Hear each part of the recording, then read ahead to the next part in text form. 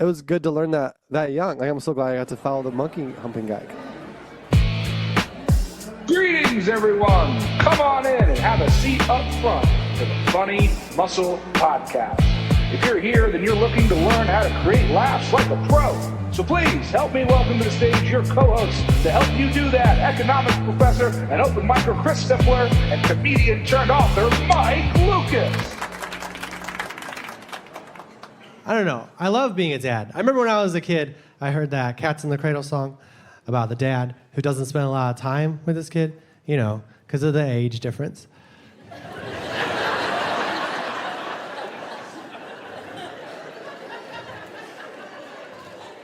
It's a pretty big gap, you know?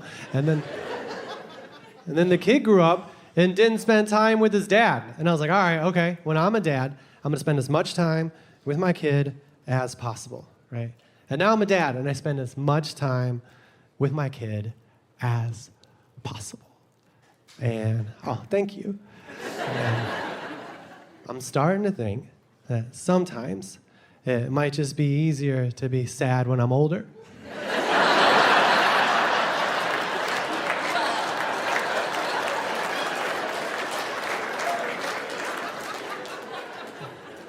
I still appreciate the earlier applause, though, on that. I love my son. It's just been a little while since I've missed him. You know? I realized that hide and seek was definitely invented by a parent who just needed like 10 seconds so they didn't commit a felony. Ladies and gentlemen, Hey, there he is. Michael Palascak. Hey.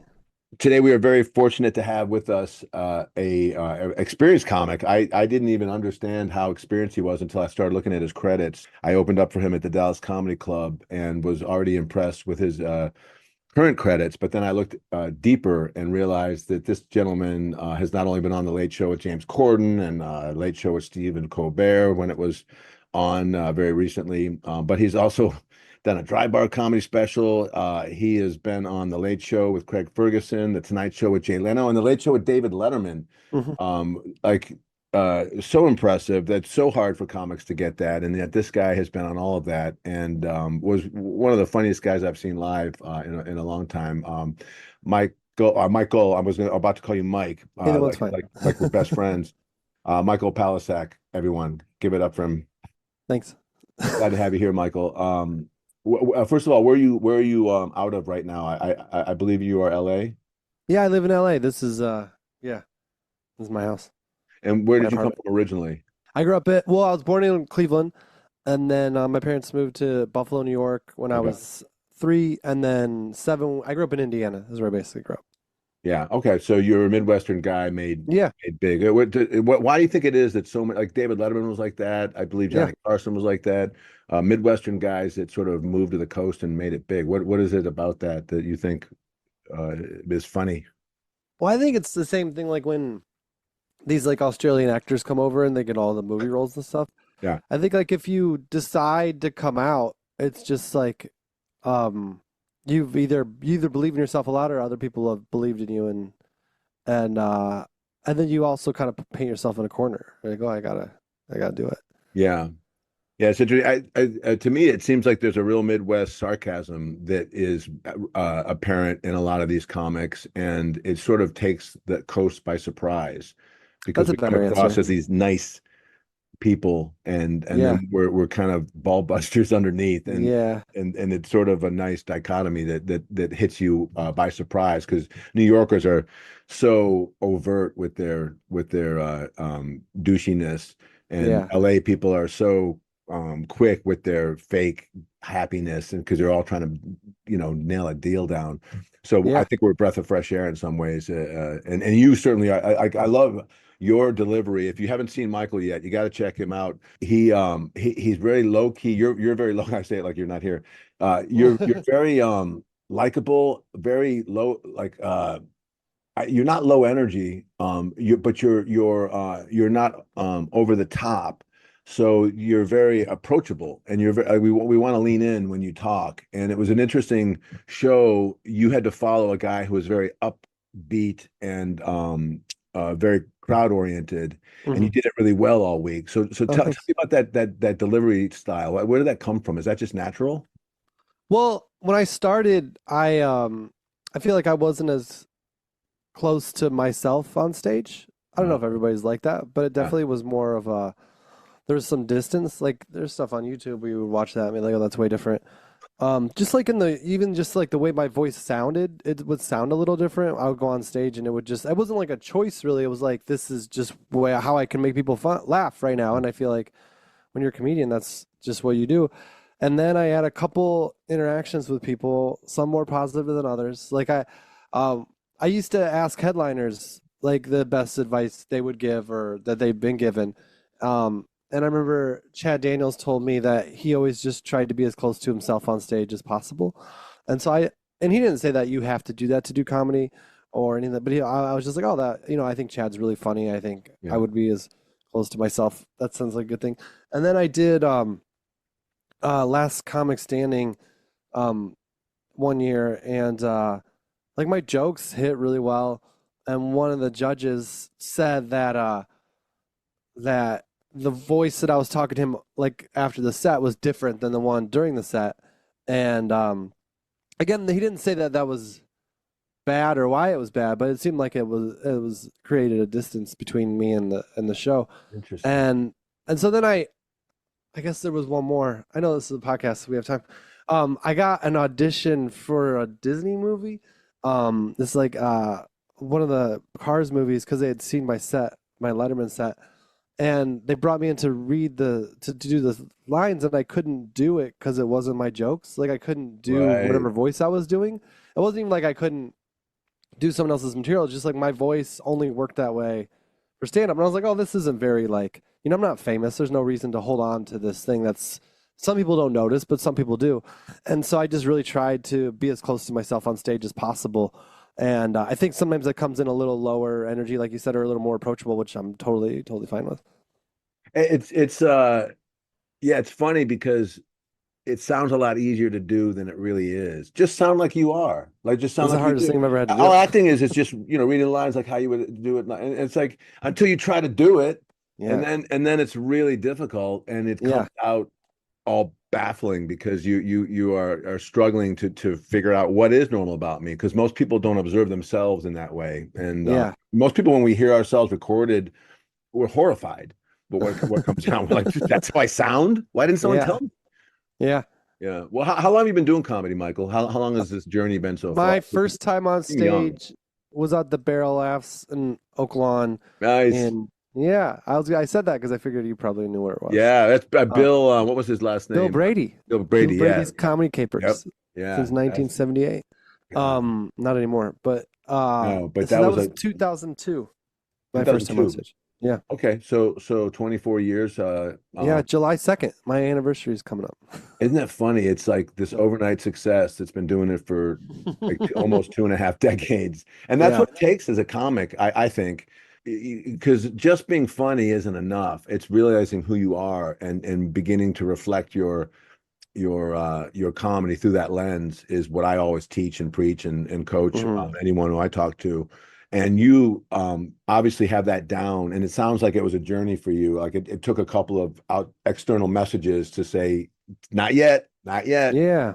and then you found it. And once you find that, what like what changes did you like? Did you literally feel it differently with how you were affecting the audiences?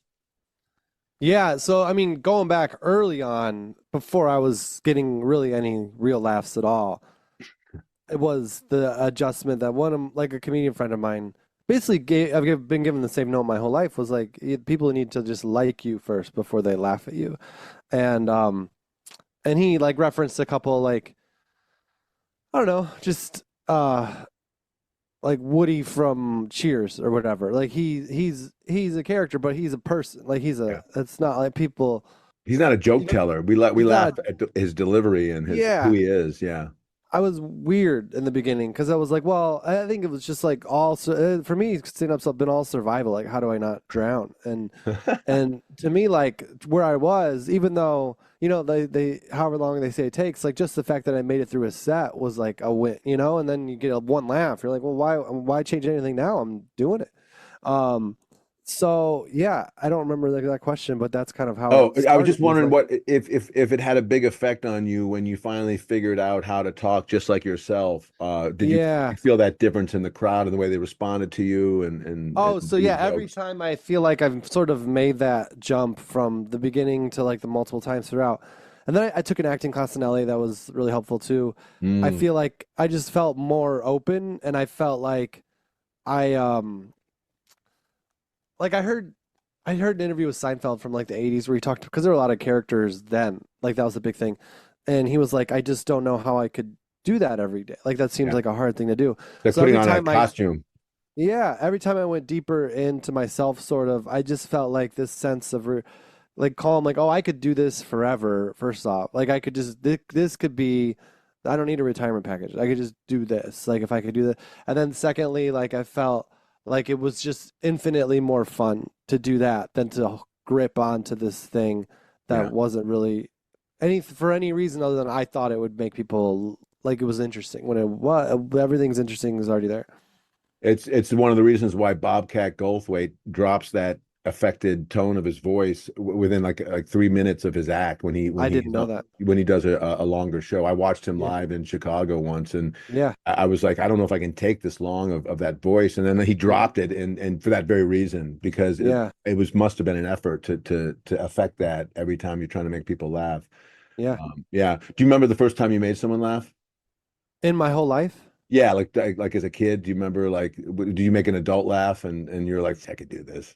That's a good question. I'm sure I can't remember exact moments that I made people laugh as a kid. I remember when I was in second grade, I remember other people make like in second grade, one of my friends who was really funny said something funny, and like a teacher visiting the classroom, not even our teacher, like a different teacher who was just in there to get something, told him that he should be a comedian, and I thought, oh, I'm gonna do that. Like that was most That's of my funny.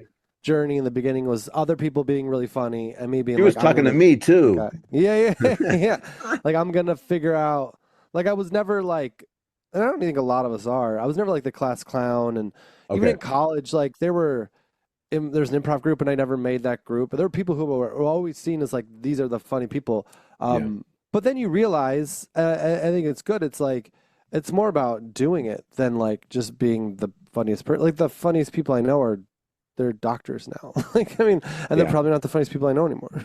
But like when I was a Yeah. kid, Yeah. There's a difference between funny to your friends and funny to drunk strangers. And hmm to make that jump, most people aren't willing to put in the work and the tough skin that it takes to make that transition. And and you good for them. obviously It's not a no, great part. thank God. It Otherwise, seems like healthy to not do that. there'd be less gigs too. They'd be taking up all the middle act spots. Yeah. I really enjoyed I this is a side note because you mentioned that you did some acting through a class. Yeah, And I also know you've done some acting in a short film called You're uh-huh. Alive. I watched Yeah, that on your site and I really enjoyed it. I because in my mind when I watched you as an opener, I was like, I bet you this guy has acted and he's done improv before because of the nature of your act outs and the nature of your recreation of people's voices to you and the way you felt comfortable popping in and out of that. I loved You're Alive because it's just you and I'm sorry I don't know the actress's name, but she was very her name talented. is Sam Howard. Yeah, Sam Howard. I yeah, loved her. I'd yeah, be surprised if she hadn't been in other stuff. yeah.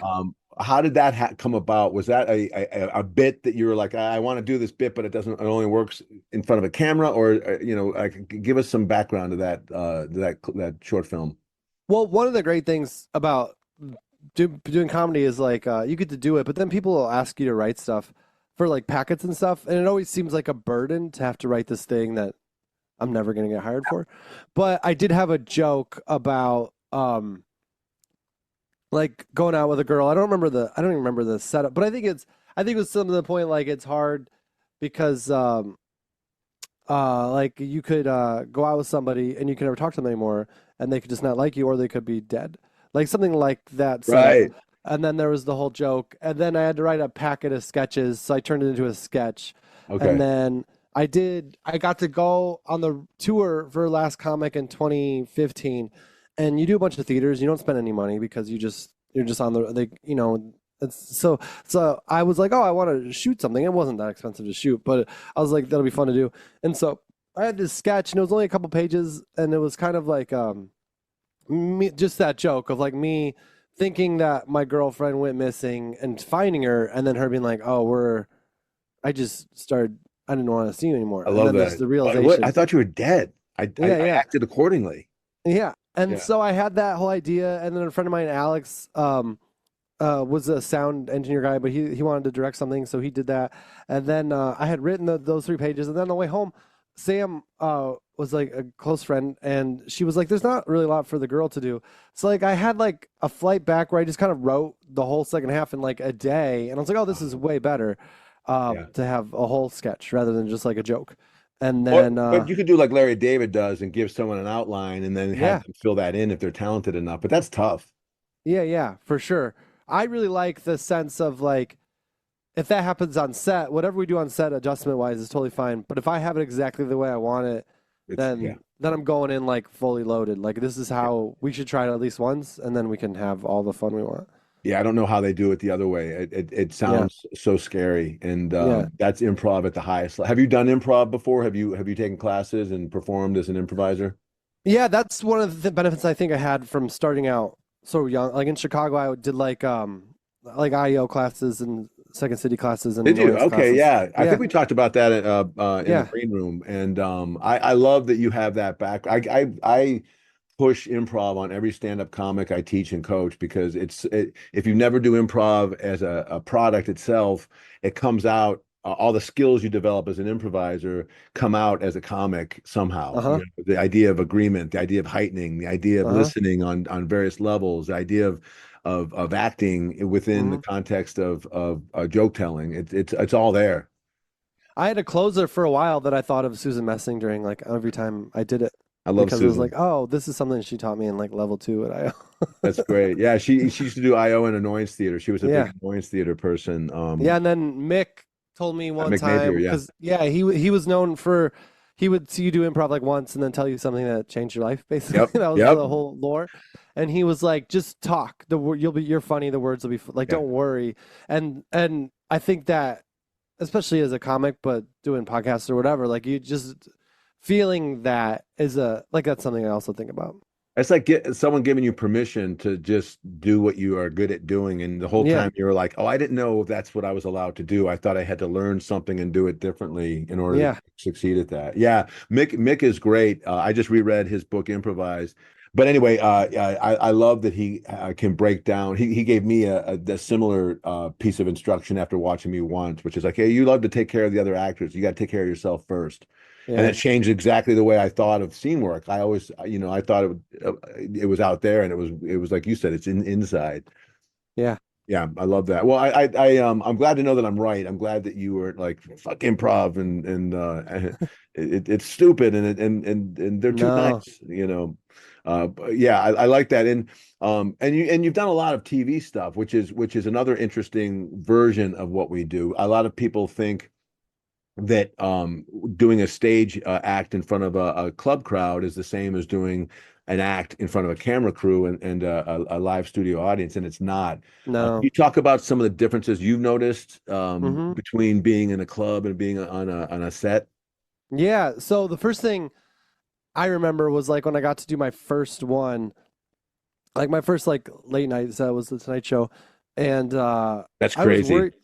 That's a big Yeah, deal, right? yeah, That's the way I was too. The Tonight Show was my first credit yeah, ever, and yeah, you don't have anything to build up to it. yeah. And well, what I remember was like I got it, and they were like, it was going to be a little while before the date, but then the date kind of popped up sooner, and they're and I remember not wanting to run it a lot because I didn't want to be like it to be not fresh or whatever. But then I did it, and I was like. And that every time I did it after that, every late night show after, I ran it as much as possible because everything changes when you get Yeah. on that set. Nothing will feel stale. Like the crowd is amped. I could have done that show a year in because there's so, not that it would have been good, but the crowd would have made it sound good because Yeah. they were so into it. So that's the first thing is like, I think that all of them, maybe there was one set where I did every joke because I always would forget one because they're laughing at a thing that no one else laughs at. And then you're like, all Right? right, that joke's done. And not even on purpose, but No, that's I really love your fun. premise. Yeah. Jay Leno gave me all the advice. He was like, if you feel like you're going too slow, go slower. And I was like, oh, that doesn't make any sense. But then I thought about it later. I was like, oh, that makes Yep. sense. And Yep. then, yeah, so I think you can really, I see people do it. And if they really soak it in, it always looks better than someone who's just like bouncing through Yeah. stuff. And what did you feel about in terms of the audience's proximity to the stage? It's different in a Yeah. set than in a studio set than in a club. How did Yeah. it hit you? Well, what was nice about Jay was he went out before the show and told everyone it was my first time Oh, on the nice. show. And when I got out there, it felt like everyone thought it was my first time ever. Like they were really supportive. This is my son. He's trying it for the first time Yeah, ever. my dad said that Jay said, make sure you laugh at him, but also laugh at my joke. Like don't so, and then so I think every set was different. Letterman is just like a theater. So it doesn't feel like the crew's even there. It's just like you're doing a set Oh, yeah, I've and never they're done there. Letterman. That was Colbert was always the same. like Yeah. a hidden goal that I wish I could have. Yeah. I didn't even dare to dream of it. It was such a big deal. So kudos to you for getting that. Oh, It was a thanks. theater. Yeah, so it's Ed Sullivan, so it doesn't feel like a set. It's just they have a camera there, but it just feels like you're doing a set, kind of That's like great. a one-person show, and they're really fun.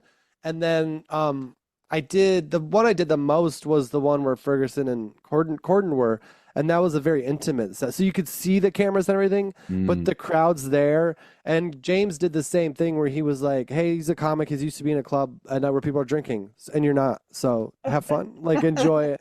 Act I like you're always thought when drinking.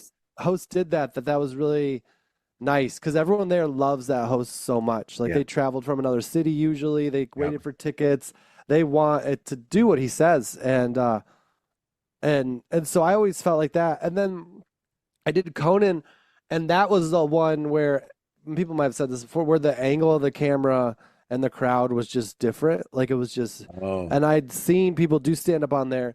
And Conan's great, and his show is great, and Andy was really nice. But I think I had to know going in, like, this is gonna be me really staying, not falling off because there's not a laugh where I expect one or whatever. yeah. And to that show's credit, JP, who was booking it at the time, I was more ready for that set than any other one. Like, cause he went, I really liked it. Some people did, where he went through every joke, and like I gave him a lot of tapes, and it was like, this is like bulletproof to Yeah. 1,000% by the time I got in there. And I felt like you couldn't necessarily tell that the audience wasn't as, as engaged as some of the other ones. And that's not to say they weren't engaged. It's just the other ones were like on steroids. Yeah, and I did Conan. I did it twice. I did once as an actor and then once as a comic. Yeah. And let me ask you how you would have responded to this. Um, right before I went up on Conan, Mr. T was the guest. Yeah. Wow. And so the two of them worked on each other to the point where Mr. T was on Conan's desk and doing a dance of some sort. And it was like, we'll be right. So my question to you is, would you have tried to come up with a joke about Mr. T being there, or would you do like I did and just think to yourself, well, there's a lot of people that are tuning in and after the commercial and they don't know, they didn't see that part, so it won't make sense. Yet it'll make sense to the crowd in the studio. Yet the home crowd can't hear that, so it won't matter.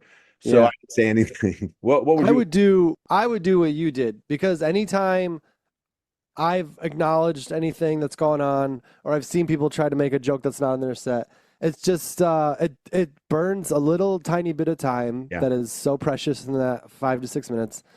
And like you said, there's it's almost impossible for it to hit the way that we would think it would hit for Right. everybody. Like, because I didn't even think about the people that didn't see what was happening before. Yeah. But just like, even if they had seen the whole show, they're all, it's like the second act of a musical. Like, they're just ready for you now. Yeah. Like, I remember when I was in college, I did this like this talent show thing, and there was a guy before me that dressed up as a monkey and like started humping a bunch of stuff to do it like they do on the Discovery Channel song. and he was just crushing. And I Oh, remember that's like, oh, there's funny. no way I'm gonna do that. He That's walks in not. front of you and throws down like a pack of bananas and is like, follow Yeah, that, he destroyed. It wasn't like it human. was just all stand up. It was good for him. But then I remember being like, well, I just have to do what I do, and I did it, and it was fine. And I think it was good to learn that young. Like I'm so glad I got to follow the monkey humping guy because it was like there's always gonna be something in front of you, and it Yeah. kind of gets. And whether it's like something hard or not, it's just gonna make you better if it's hard, and if it's not, then they're gonna warm them up for you. Well, and that's what I learned. I did like you. I did a Tonight Show pretty early in terms Yeah, of TV career, and I shot to do a second one. And when yeah, I that's went back awesome. to do a second one, I felt like I was still too new to deal with the fact that this was a really big, like there's a lot of high pressure to doing that level of TV stuff, Yeah, and the expectation of you to rise no matter what comes at you is very high, and it should be. yeah, yeah, And what happened to me in the second time was I number one, I got a migraine and then because they delayed me a day. They yeah. ran out of time, so they said we'll put you up and then we're gonna have you come in tomorrow. So I got a migraine in that time. So I Oh, ended up smoking weed during the day to deal with the oh, migraine, and so I was on a different mindset by the time the show recorded at 4. And yeah, then during the set, a guy had a blowhorn in the yeah. audience and was Oh no. had it hidden. So it was a Oh my uh, gosh. over and over again, but the people at home couldn't hear it because they edited it out. So I Yeah. do that, and I couldn't really reference it, but it was interrupting the set. What would you do in a case like that? How would you?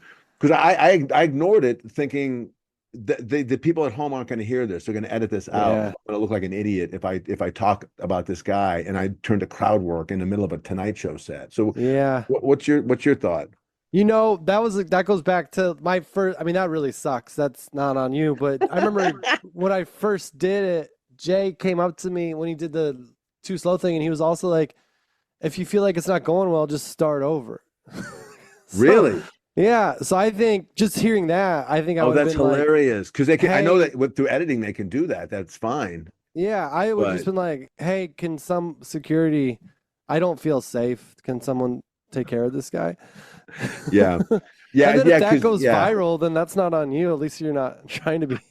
and then Yeah, and then they're like, we can't start over. Just keep going. yeah, then you just do Uh, it. But yeah, I wasn't experienced enough. I had been into the business maybe 8 years, 7 years, eight yeah, years. yeah, So I was still in relatively a new comic. So I wouldn't have thought to start over, wouldn't have thought to call the guy out to security so that I could start over. I thought this thing is bigger than me and I got to just go with it. I So, wouldn't have thought to unless Jay said it either. No one ever told me. No one's given me that yeah. advice since. Like, if you don't like it, just redo it.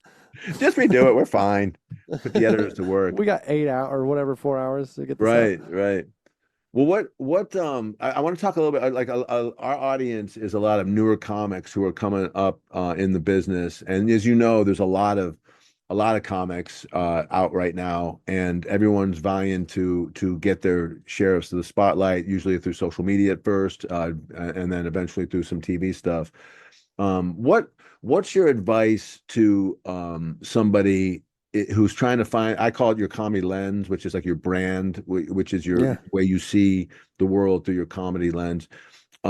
Like what's your advice to a new comic who's searching for that, who's looking to find their version of that so that they can feel like they're a little bit different than everyone else that kind of looks like them or sounds like them? Yeah.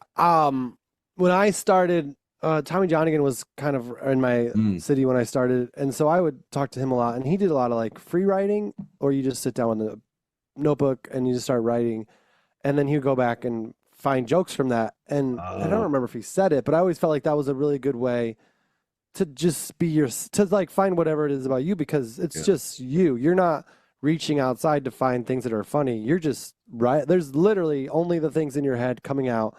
And it can be like a grind or whatever, but you can do it just talking to and then listen to it. Like it's not that. And then so I think it's that, like just relying on your own thoughts and trusting that whatever you went through in life makes you different already. I don't think anybody, and obviously I'm not as successful as like Mulaney or Jesselnick or these guys, but I would say that or Bragazzi, I don't think anybody needs to make themselves different. I think they're already there.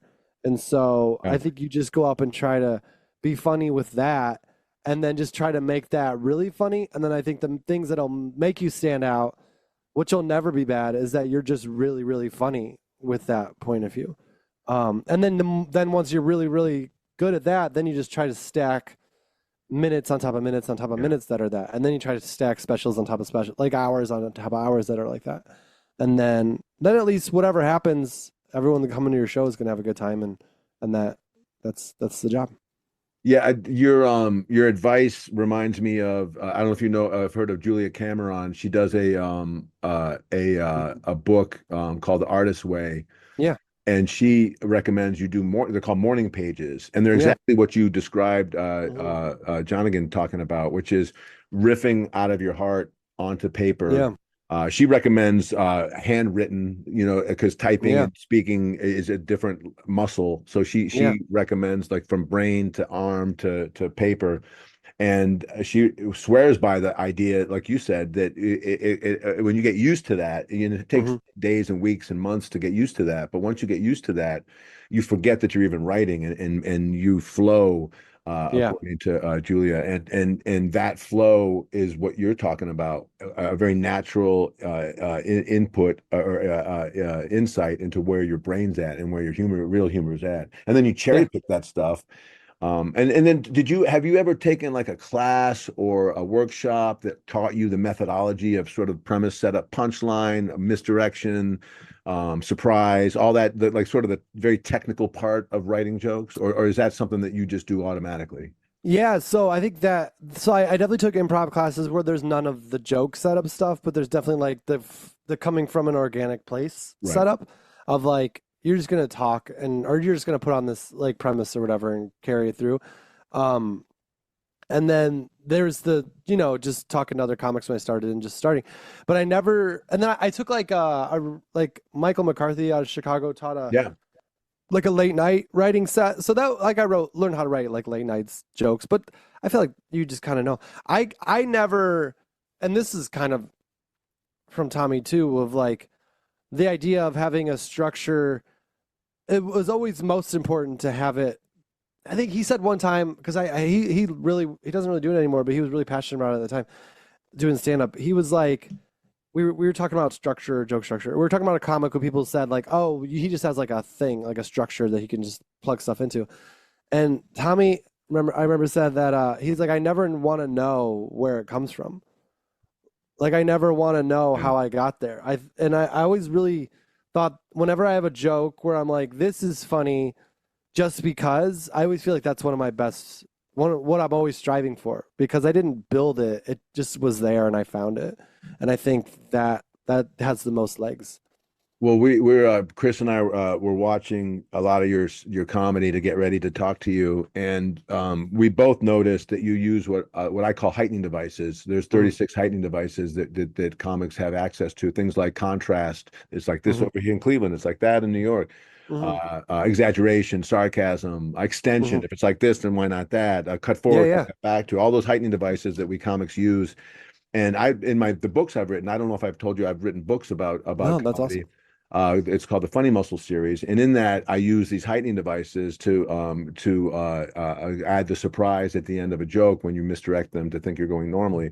And you are a great user of heightening devices, Oh, and it thanks. makes me laugh to think that you have I don't want to say no clue what you're doing because of course No. you do, but you're not purposely trying to use these heightening devices and then working backwards. They're just coming out of you organically, and Mm-hmm. that's how you figured out how to get laughs. And Yeah. Chris, well, I'll let him talk about it, but you use quite a bit of them, and I love that it's not because you tried, it's because it's how you're funny. Oh, thank you. When I teach classes, and I use this methodology to teach, I'm trying to teach people sort of a backwards approach to it, whereas Mm-hmm. a lot of comics, especially from the old days, there wasn't no books and classes and workshops and things like that and YouTube videos. I am shocked though when I watch a guy like you, and obviously you haven't read any of my books, but there you are using it almost like that's exactly what I talk about right there. And I could use your clips to show people this and go, well, this is a beautifully done contrast. Or like I watched one of your sets was overstating the obvious is a heightening device where you overstate Thanks. something that's obvious to everyone, but you say it as if you're discovering it new. Uh-huh. You use a lot of funny specifics, that get a recognition laugh because we all understand it, and you do that under the course of doing like a timeline where you break down something, and and it's watching you do these expertly and knowing that you didn't get these from my list Yeah. goes to show you that these are just public domain. These are what we use as comics. Could you Yeah. could you talk a little bit about that process of organically discovering that? Are you conscious of that at all, or is that like you said, dissecting the frog and then the frog dies and like Mark Twain says or whoever it was? Yeah. Yeah, I think it is. Well, the specific things, that's definitely a Susan Messing thing. Like she talked Yeah. about that in IO. Like the more specific you can be, the more general it makes it. The more people can see it, taste it, smell it, touch it when you get specific. So there was that. But I think it is like I started at the Barrel of Laughs in Oak Lawn and Riddles on Riddles. Harlem and Orland Park. Yep. And what I love about those places, like I went into the city and did the rooms where people are not necessarily supportive, but more like you could kind of do whatever. But those rooms were very much like you go on stage and you get laughs, and if you don't, then you don't do as much time, and if you still don't, then you just do the open mic, and if you still don't, then people aren't going to talk to you as much. Like it's literally like that survival world, and none of those people took classes, and maybe one or two of them did, but not that class. I think classes are great, and it's awesome that people have you as a resource. It was literally like you're climbing a mountain and this rock is going to let you get to the next level, and this one's a little shaky, so I'm not going to take that one. And then you slowly are more confident to reach out to other rocks, but it was just purely survival. And then Yeah. I think I watched a lot of stand up and listened to a lot of stand up, and then those things I think I just trusted would get into my brain sort of, and then my brain would sort of take whatever it not the material, but like you're talking about, like the ways people get laughs, and just sort of absorb it, and then maybe it comes out in a new way. But yeah, I think it was just like I have to get a laugh, and so what is, and because our brains are your brain.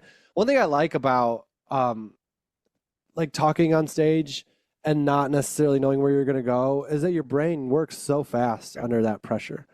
Like I don't necessarily Yeah. go on stage without jokes, but when I have had something come out, it's usually in its best form when I did it on stage for the first time versus like at home looking out the window, no gun at my head, trying to think of a joke. Yeah, Jerry Seinfeld talks about that, about when you're on stage, there's no bigger like moment of in the moment pressure than Yeah. a comic who is living in that between the jokes. Where's my brain at? This is the time to add a tag. No, for sure. So I think if I had access to those things, it would have been. But also, I think at least when I started, the importance was so much on originality, which I think it still kind of is. Yeah. That I really think that I was able to sort of access that first, and then just I probably have jokes that died because I didn't know that stuff. But I was like, the stuff that worked. So yeah. Did you have any trouble learning not to step on your laughs? Because a lot of your jokes are like, it takes a second for the audience to realize how clever it is. And so I want to start with maybe dissecting your resurrection hospital joke. Yeah. Where you said like, that's a high bar for a name of a hospital. And then you have to almost wait for the slow burn. Yeah, that's And then- such a good question. I had a set recently where I was following somebody somewhere, and the crowd was really dead. It was like a late show Friday or whatever. It was in El Paso, and the comedian in front of me was really funny. But I went up there and I waited, and sometimes you don't get it, but I got the laugh, and then it made the whole set way more fun.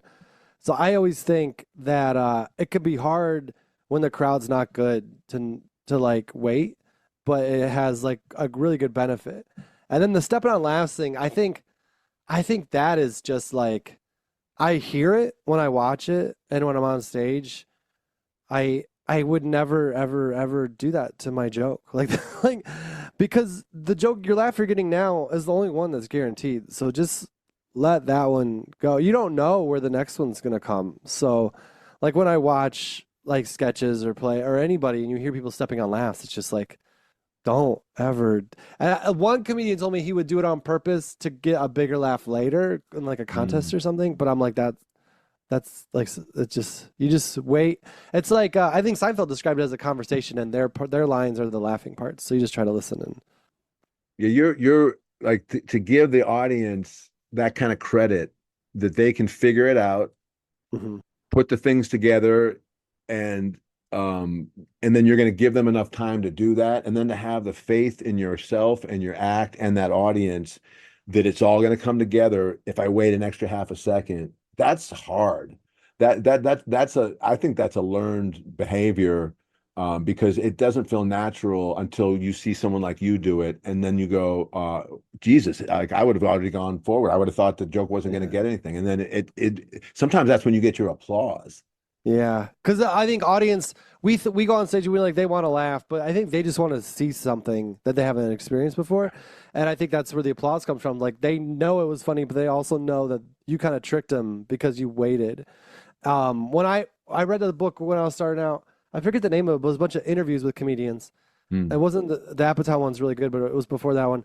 And Louis Anderson said that he was like, when you go on stage, when I go on stage, I don't say the next thing until I absolutely have to, which I've never been able to do throughout my whole set. But Yeah, when I remind myself of it, it always makes it better. great. That's great advice. It doesn't come natural, and neither does the tough skin, the thick skin that you have to develop in order to, because sometimes you'll wait for the laugh. And if it, we're not all on TV studio sets, we're not all Yeah, on sold out club sets. Some of us yeah, are doing open mic sets in front of other comics, and you don't yeah. get that laugh, and you You give don't get them that that laugh. moment, and they're like, "Nope, still nothing," and you got Uh-huh. to just carry on, and you got to Yeah. know that this is a different situation. I'm not. I'm at the gym. I'm not at a regular showcase. A lot of the Catholic hospitals are named after saints. I drove past one. It was not. It was called Resurrection Healthcare. Okay. That sets the bar a little high. Like, I just came here for a sprained ankle. Like, you drop your grandma off at a place called Resurrection Healthcare. I feel like there's an expectation that you're gonna pick her up. Like it'd be weird if like a sad surgeon came out splattered in blood, just being like, "We did everything we could." Oh, okay. Well, I don't think you did.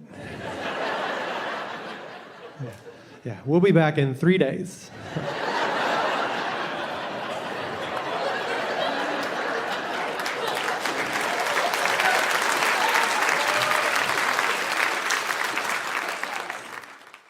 At open mics, I would start to imagine the crowd laughing because there would just be nothing.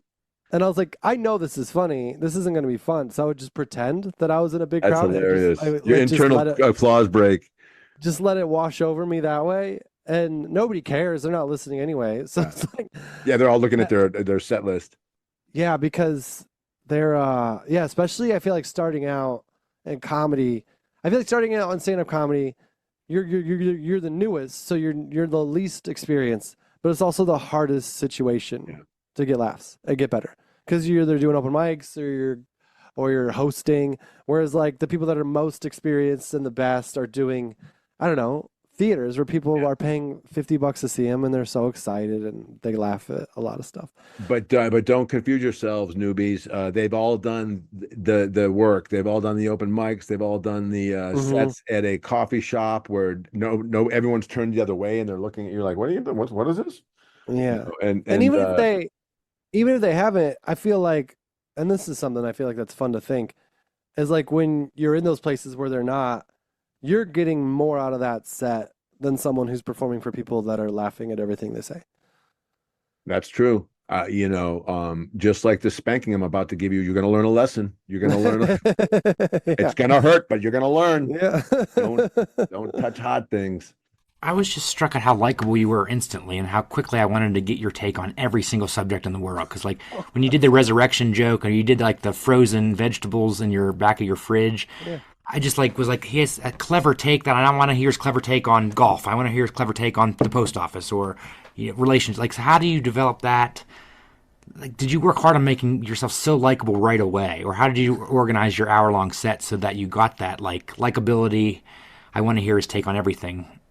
That's really nice of you to say, first off. But secondly, I think the part of it comes from I'm a middle child, and so I think I was when my brothers were kind of not the people that were making everybody likable, like happy, like they just didn't care, and so I think every day of my life I was trying to please or like whatever. I want everyone to be okay.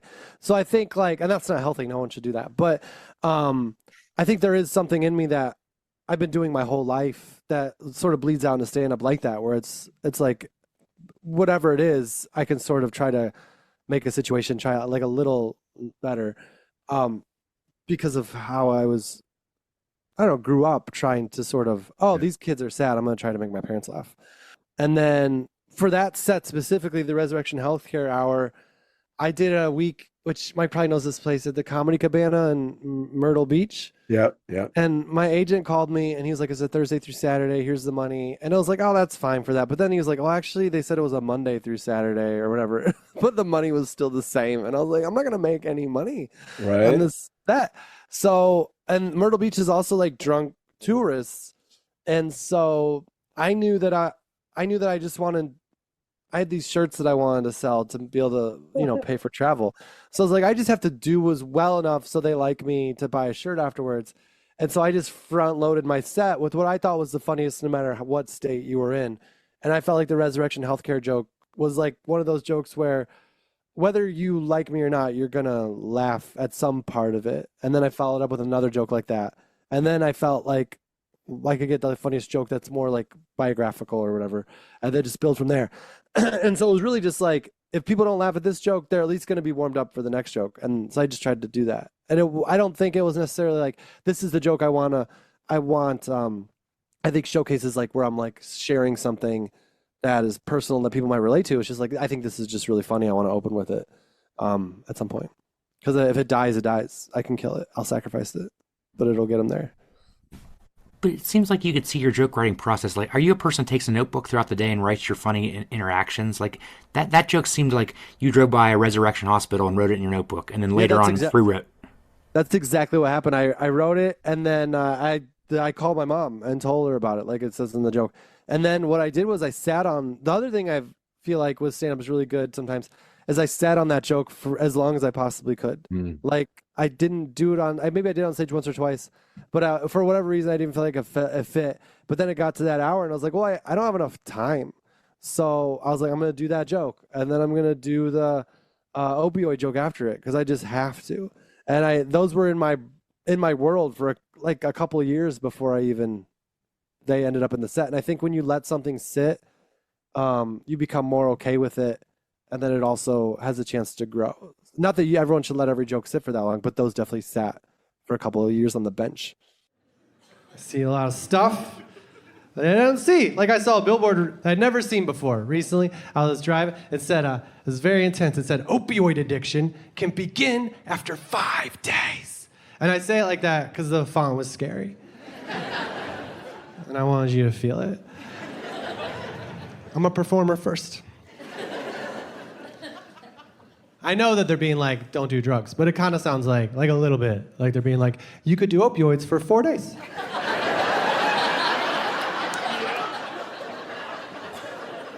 And be fine. What are you worried about? Monday, Tuesday, Wednesday, Thursday, you gotta wrap it up, okay? Invite some people over, finish them off. You can't do opioids for a full work week, okay? Just say no every 4 days. I remember I told my mom about it because I thought it was weird and she got worried. She was like, Michael, you better not talk about that on stage because someone might see your show and then go home and do opioids just 1 day. And then they might die after 1 day because of your show.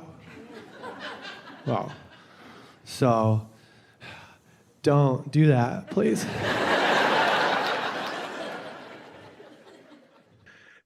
A thing I've noticed about you, Michael, is in this because I follow you on Instagram and you're in my algorithm, so you pop up periodically.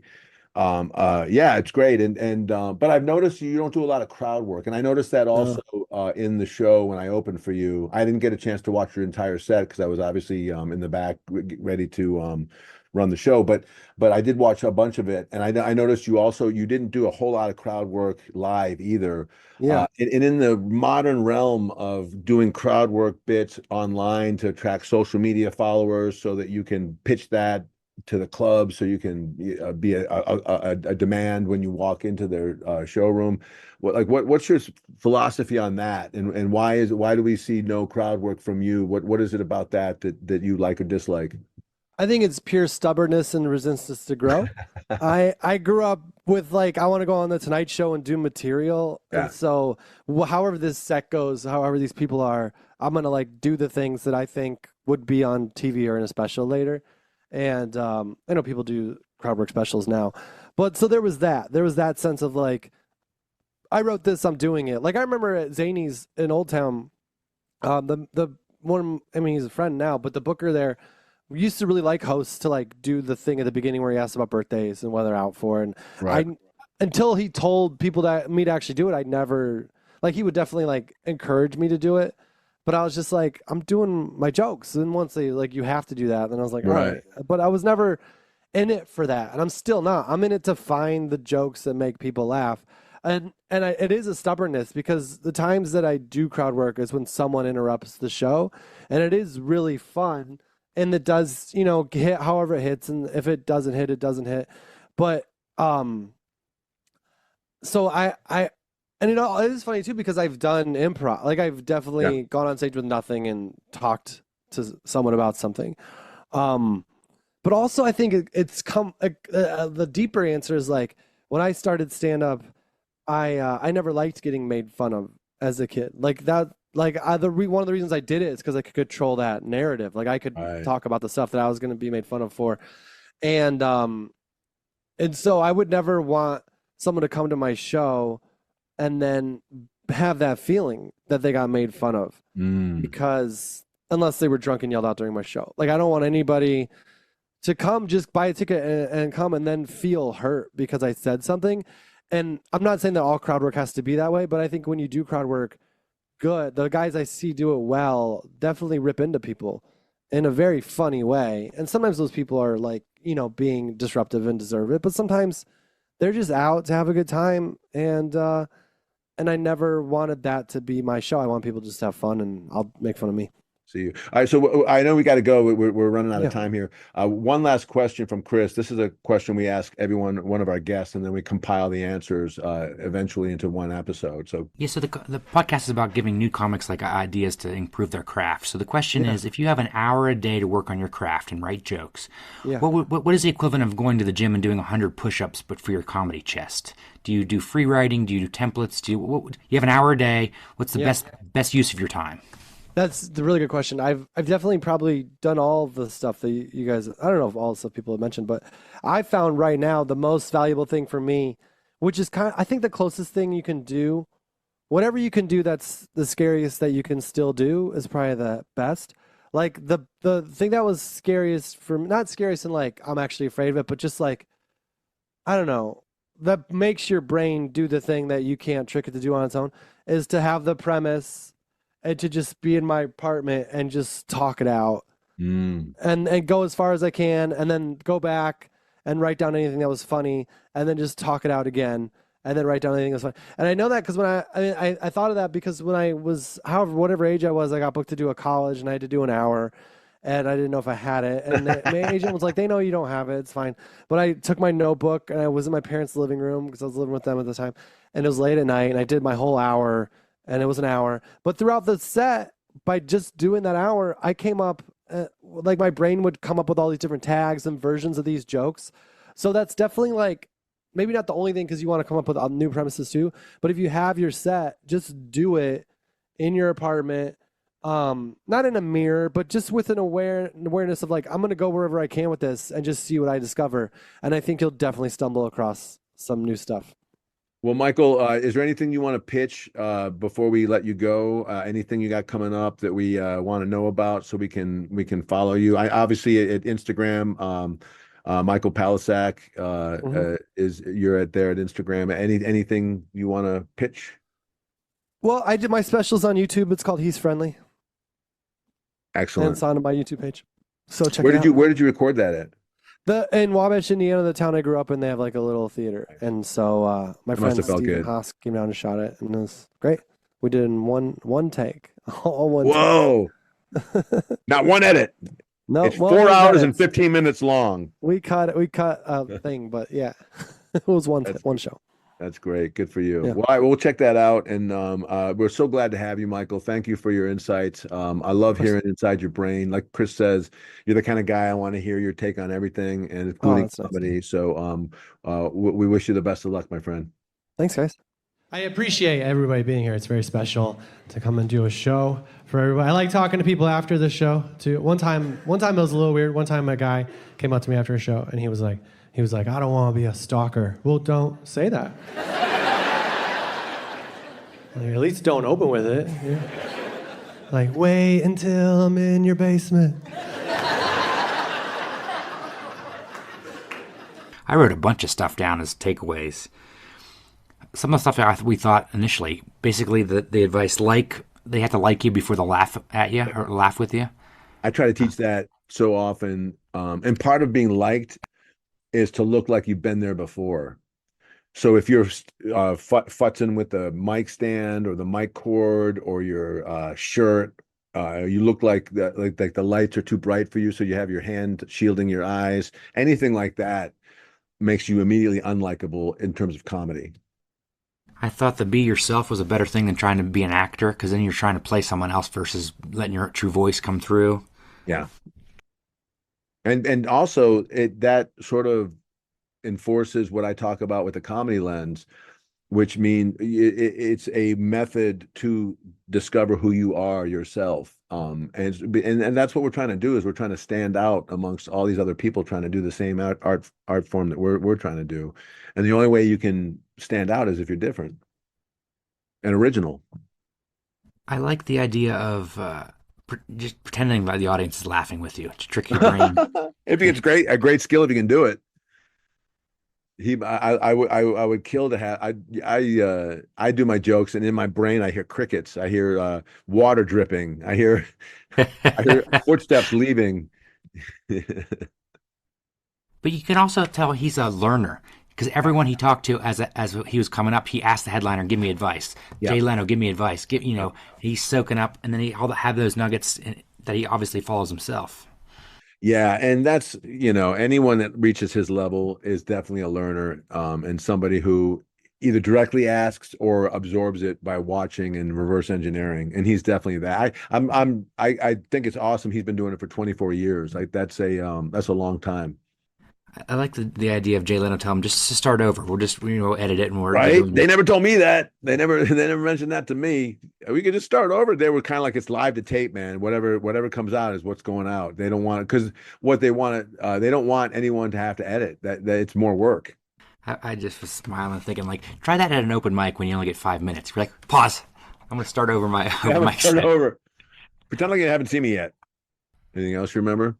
I'm looking at my notes here. What about you? What was your biggest takeaway? Or I like the idea of there's a long journey of not being yourself and getting to being yourself again. And that's the journey all of us new comics to old comics make.